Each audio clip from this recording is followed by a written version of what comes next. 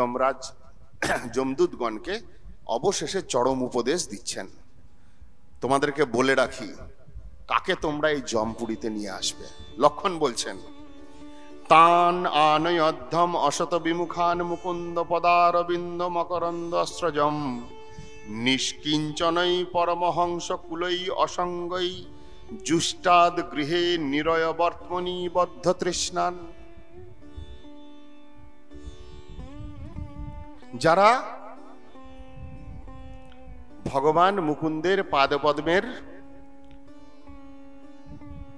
মহিমা থেকে বঞ্চিত,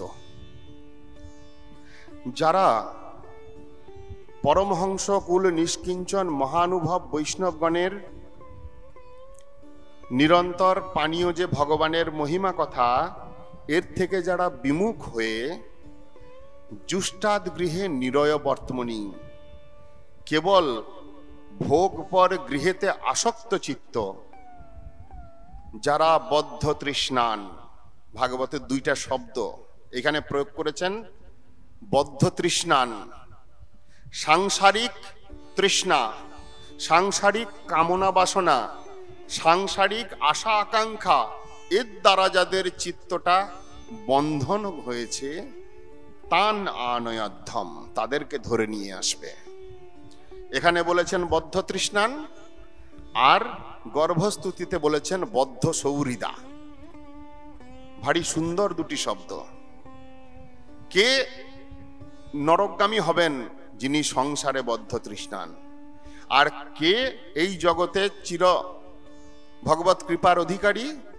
যিনি বদ্ধ সৌহৃদা, যার হৃদয়টা ভগবানের সঙ্গে আর ভগবানের ভক্তের সঙ্গে সৌহৃদ লাভ করেছে এবং তার দ্বারা আবদ্ধ হয়েছে, সুহৃদত্ব লাভ করেছে, মিত্রতা লাভ করেছে। শ্রীগুরু কৃপায় ভেঙেছে স্বপন, বুঝেছি এখন তুমি আপন, তব নিজজন পরম বান্ধব এই সংসার কারাগারে। এই বদ্ধ সৌহৃদা, এনাদের আর কোনো ভয় নেই, এনারা নির্ভয় তয়া বিচরন্তি নির্ভয়া। তারা নির্ভয়ে এই সংসারে বিচরণ করেন। কোনো মায়া, কোনো ভয়, কোনো শোক, কোনো মোহ তাদেরকে গ্রস্ত করতে পারে না।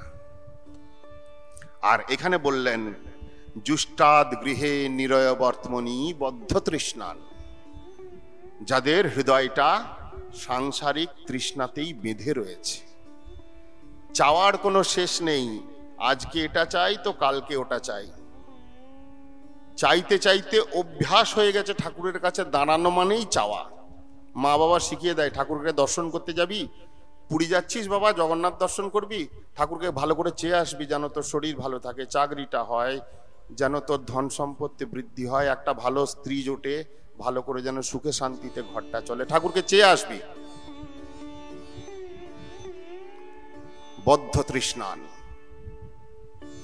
যমরাজ বলছেন, জিহ্বা ন বক্তি ভগবত গুণ নাম ধেয়ম চেতশ্চ ন স্মরতি তচ্চরণারবিন্দম কৃষ্ণায় ন নমতি যৎশিরদেকাদপি তানানয়ধ্যম অশতকৃত বিষ্ণুকৃত্তান।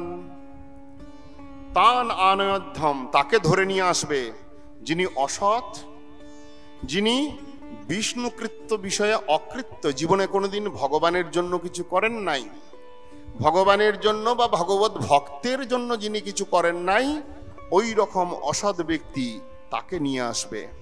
যার জিহ্বাটা কোনোদিন ভগবানের গুণ নাম এইগুলো কীর্তন করে নাই, যার চিত্তটা কোনোদিন ভগবানের পাদপদ্মের মহিমাকে স্মরণ করে নাই, যার মস্তকটা জীবনে কোনোদিন কৃষ্ণের চরণে নত হয় নাই, তান আনয়ধ্যম, তাকে ধরে নিয়ে এসো অসত অকৃত বিষ্ণুকৃত্তান। এই বলে যমরাজ যমদূতগণকে লক্ষ্য করে প্রকৃত ধর্ম কি, প্রকৃত অধর্ম কি, এই বিষয়ে সুন্দর উপদেশ দিলেন।